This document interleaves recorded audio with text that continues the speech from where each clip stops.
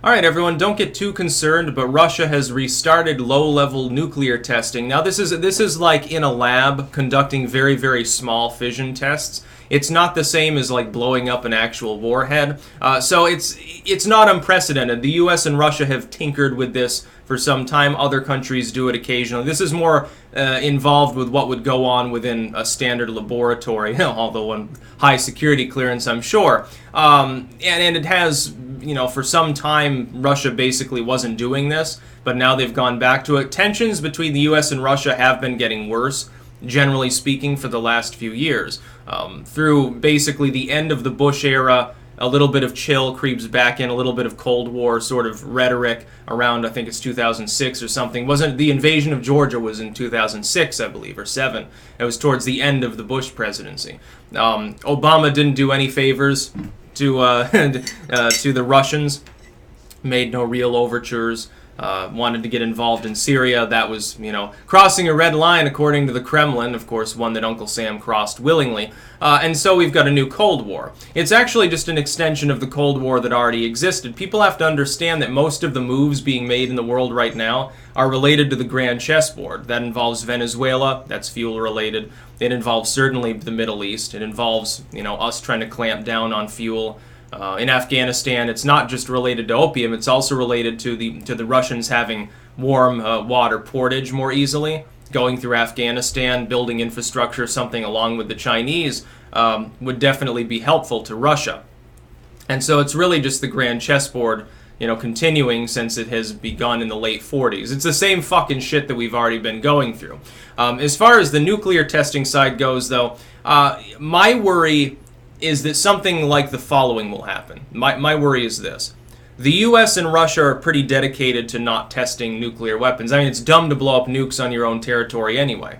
You might need that particular piece of land for some purpose in the future, and now you've irradiated it. Fucking congratulations. Makes more sense to use them for attacking enemies than attacking yourself, but, most people don't dare to do it. My worry is that you'll see a situation like with the Israeli nuclear test that almost certainly was paired with the South Africans. There was a rogue nuclear explosion long ago, I think off the coast of Africa, if I remember correctly, South Africa. And it was rumored that was a joint test, which I don't believe was ever fully owned up to.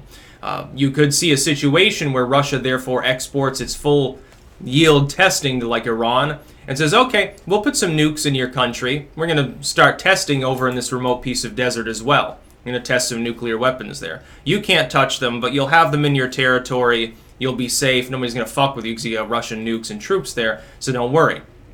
My worry is that that'll happen, and that the U.S. response will be similar. We'll end up staging them somewhere. We'll end up going back to full-level testing, but we'll be using a proxy to do it. Or we'll pretend that a nation developed a rogue nuclear program, but really they're under our thumb the entire time, which of course is a risk, because then they can always develop. Look at North Korea. North Korea is given nuclear material by the U.S., not by China, not by Russia, by the United States as an appeasement policy. Clinton says, yeah, we would like for you to develop nuclear energy so that you can take care of your people better and not have so many famines.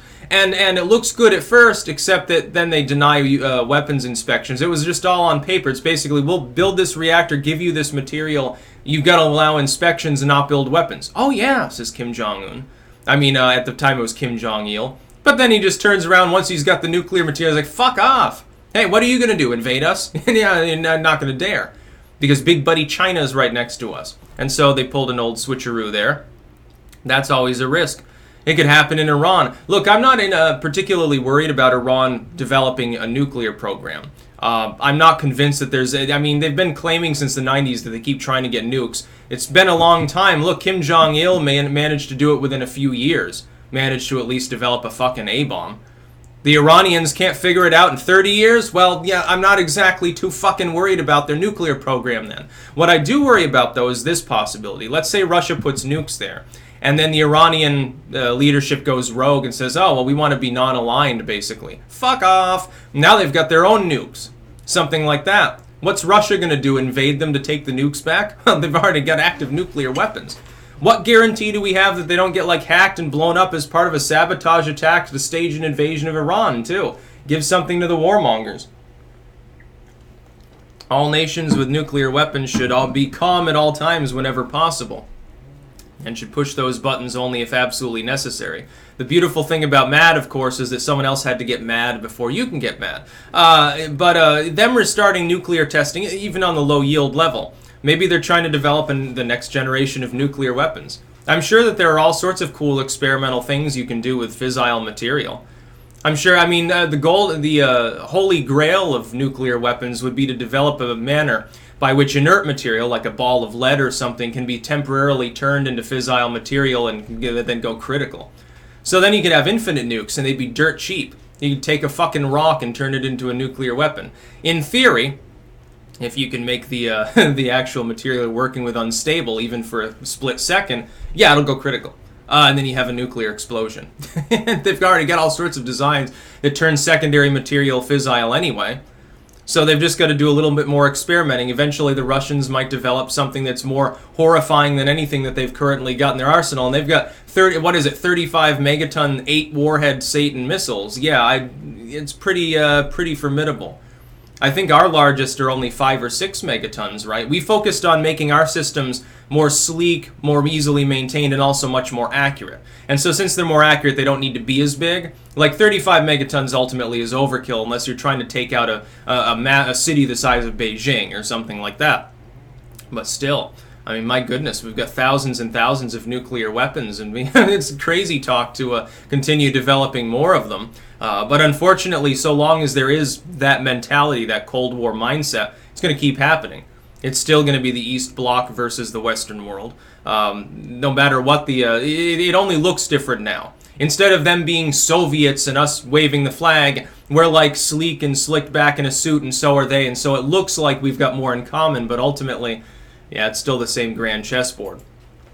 How sad. That's about all. Peace out.